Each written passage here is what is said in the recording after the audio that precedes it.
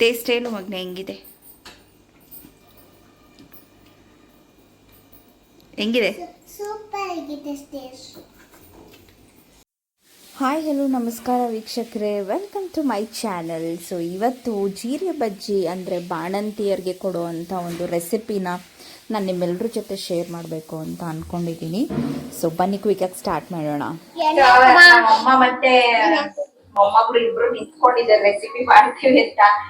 ಹೇಳವ, ಜೀರಿಗೆ ಬಜ್ಜಿ ಮಾಡ್ತಾ ಇದೀವಿ ಇವತ್ತು. ಜೀರಿಗೆ ಬಜ್ಜಿ ಮಾಡ್ತಾ ಇದ್ದೀನಿ. ಅದೇ ಬಾಣ್ತಿದೀರ್ಗೆ ಚೆನ್ನಾಗಿ ಜೀರ್ಣ ಆಗ್ತೈತೆ, ಆರೋಗ್ಯಕ್ಕೆ ಒಳ್ಳೇದು. ಹಂಗಾಗಿ ಇವತ್ತು ಜೀರಿಗೆ ಬಜ್ಜಿ ಮಾಡೋಣ ಊಟಕ್ಕೆ ಅಂತ ಮಾಡ್ತಾ ಇದ್ದೀನಿ. ಇವಳನ್ನ ನಿಲ್ಲಿಸ್ಕೊಂಡು ಇವಳು ಅಡ್ಗೆ ಮಾಡ್ತಾಳೆ. ಇವಳು ಹೆಡ್ ಕುಕ್ಕು. ಸುಮ್ನೆ ಒಣಕೊಬ್ರಿ, ಒಣಮೆಣಸಿನ್ಕಾಯಿ, ಜೀರಿಗೆ, ಮೆಣಸು, ಬೆಳ್ಳುಳ್ಳಿ, ಆಮೇಲೆ ಮೆಣಸು ಹಾಕಿಲ್ಲ. ಮೆಣಸು ಹಾಕಿದೀನಿ.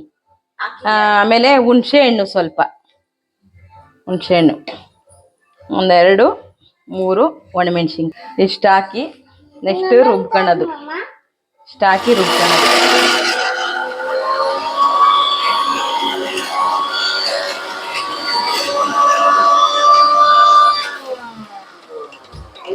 ಇದು ಫುಲ್ಲು ನುಣ್ಣಗೆ ರುಬ್ಕೊಬೇಕಾ ಇಲ್ಲ ಹೆಂಗೆ? ತೋರ್ಸು, ಹತ್ರ ಹೇಳಿ. ಇನ್ನ ರುಬ್ಕೊಬೇಕಾ? ಇನ್ನೊಂದ್ ಸ್ವಲ್ಪ ರುಬ್ಕೊಬೇಕು. ಗ್ರೈಂಡ್ ಆಯ್ತು. ಹೇಳೀಗ. ಇಷ್ಟು ನುಣ್ಣಗೆ ರುಬ್ಕೊಬೇಕು. ಇದನ್ನೇನ್ ಮಾಡ್ಬೇಕು ಈಗ? ಒಗ್ಗರಣೆ ಮಾಡ್ಬೇಕು. ಒಗ್ಗರಣೆ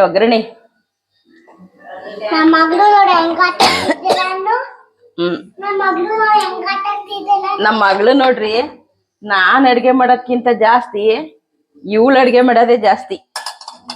ನಮ್ಮ ಮಗಳು ನೋಡಿ ನಮ್ಮ ಮಗಳು ನೋಡ್ರಿ ಹೇಗ್ ನಿಂತ್ಕೊಂಡವಳೆ, ನಾನ್ ಮಾಡ್ತೀನಿ ಅಜ್ಜಿ ಅಂತ. ಇವಳೇ ಚೆನ್ನಾಗ್ ಮಾಡೋದು ನನ್ಗಿಂತ. ಎಣ್ಣೆ ಹಾಕಿ ಆಮೇಲೆ ಸಾಸಿವೆ.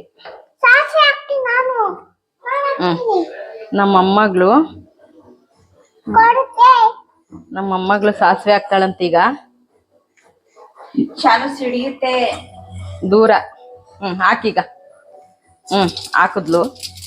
ಈಗ ಬೆಳ್ಳುಳ್ಳಿ, ಆಮೇಲೆ 1 2 ಒಣಮೆಣಸಿನ್ಕಾಯಿ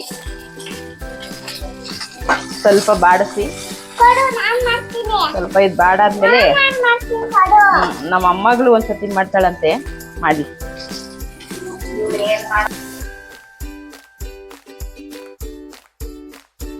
ರುಬ್ಬಿರೋದನ್ನ ಹಾಕ್ಬೇಕು. ನೀರ್ ತತ್ತೀನಿ.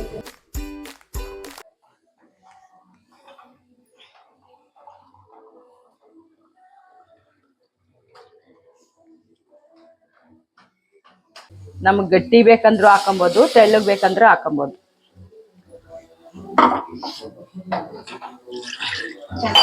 ಸೊ ಗೈಸ್ ನೋಡ್ತಾ ಇದ್ದೀರಾ ಅಲ್ವಾ, ಫುಲ್ಲು ಚೆನ್ನಾಗಿ ಕುದಿಬೇಕು ಇದು, ಸೊ ದಟ್ ಒಳ್ಳೆ ಅರೋಮಾ ಬರುತ್ತೆ, ಅಂದರೆ ಸ್ಮೆಲ್ ಬರುತ್ತೆ. ಸೊ ಅಲ್ಲಿವರೆಗೂ ಚೆನ್ನಾಗಿ ಕುದಿಸಿ ಇದನ್ನು. ಆ್ಯಂಡ್ ಇಲ್ಲಿ ನೋಡಿದ್ರೆ ನಮ್ಮಮ್ಮಂದು ನನ್ನ ಮಗಳದು ಫುಲ್ ಜಿಗ ಅವರಿಬ್ರು ನಾನು ಮಾಡಬೇಕು ಅಂತ ಅವಳು, ನಮ್ಮ ಮಮ್ಮಿ ಚೆಲ್ಬಿಡ್ತೀಯಾ ಅಂತ ಅವ್ರು.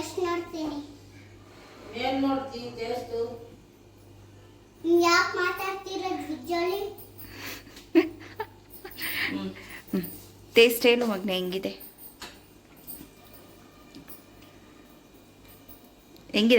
ಸೂಪರ್ ಆಗಿದೆ ಟೇಸ್ಟ್.